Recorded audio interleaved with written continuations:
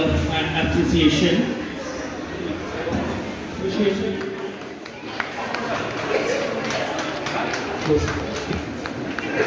আমরা নিজে একটু সম্মানিত হতে চাই, প্লিজ আপনারা একটু সামনে আসুন।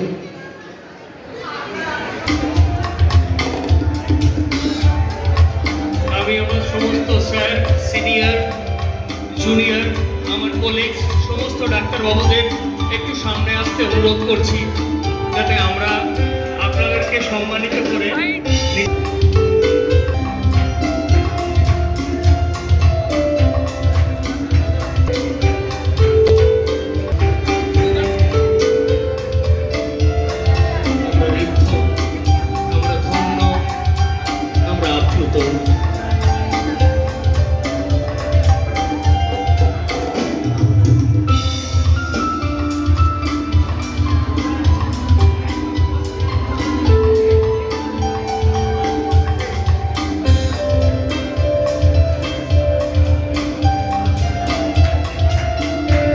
বলতে পারছি না, কিন্তু আপনাদের সবাইকে হৃদয়ের অন্তঃস্থল থেকে শ্রদ্ধা, ভালোবাসা, প্রণাম এবং শ্রদ্ধার্ঘ্য নিবেদন করছি।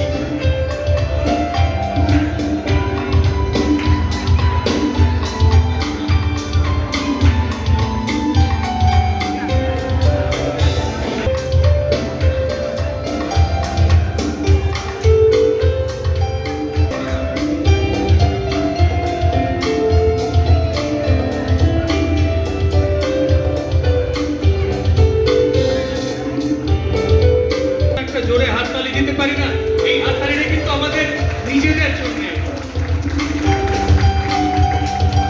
কারণ আজকের দিনে ডাক্তারেরা সমাজ শত্রুতে পরিণত হয়েছে, কিন্তু মানব সমাজের কাছে একটাই বলার, আমরা আপনাদের পাশে আছি, সাথে আছি। আমরা নিজেদের সমস্ত সুখ দুঃখ, আমাদের সুবিধা অসুবিধা দূরে রেখে সর্বদা নিয়োজিত।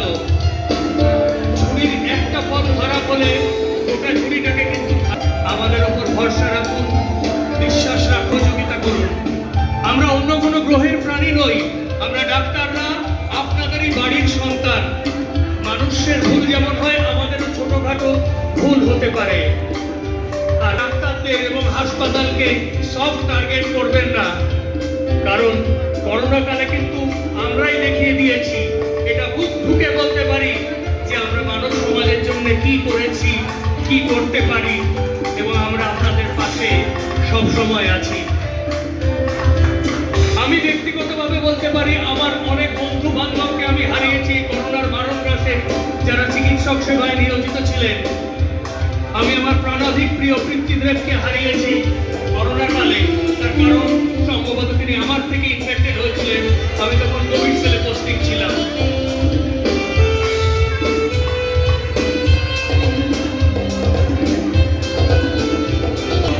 আনন্দে থাকুন আর সুস্থ সংস্কৃতিতে থাকুন।